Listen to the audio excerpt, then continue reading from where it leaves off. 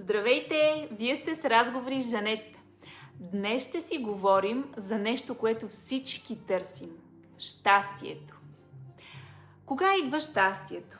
Кога най-сетне ще съм щастлив? Какво още ми трябва, за да го почувствам истински?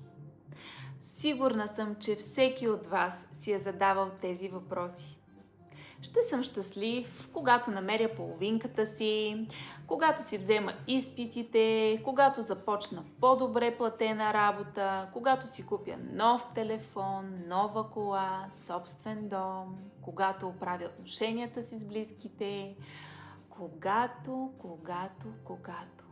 Все когато. Нали?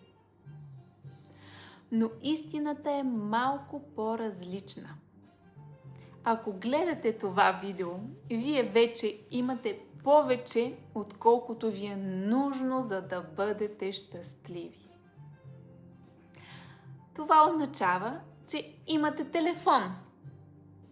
Имате достъп до интернет, което автоматично значи, че имате средства или някой, който се грижи за вас.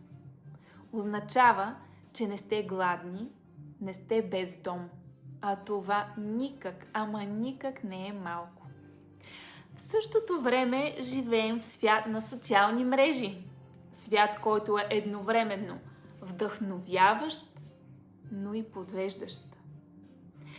Перфектни тела, перфектни връзки, луксозни пътувания, щастие на показ. Но нека бъдем честни. Това е само едната част от реалността. Тези хора също имат проблеми. Също се съмняват, също страдат, просто не го качват онлайн. И точно тук се губим. Започваме да се сравняваме, да се съревноваваме, да гоним чужди мечти. А кога за последно се запитахте, от какво наистина имам нужда аз? Какви са вашите ценности? Какво ви носи истинска радост? Какво ви носи истинска наслада? Нужни ли са ви 50 чифта обувки, 2 коли? Всичко това, за да се чувствате значими, за да се чувствате приети? Или това е просто опит да настигнете нечий друг чужд живот? Замислете се, защото когато си отговорите честно, ама наистина честно, ще осъзнаете нещо много важно. Има толкова причини да сте щастливи още сега. Че сте здрави, че имате семейство, че имате с кого да говорите, че днес сте имали топла храна, че имате дом, че виждате, че чувате, че усещате. Хора, това са истинските неща. И не казвам, че е лошо да искате повече. Да пътувате, да посрещате ежедневните си нужди със спокойствие.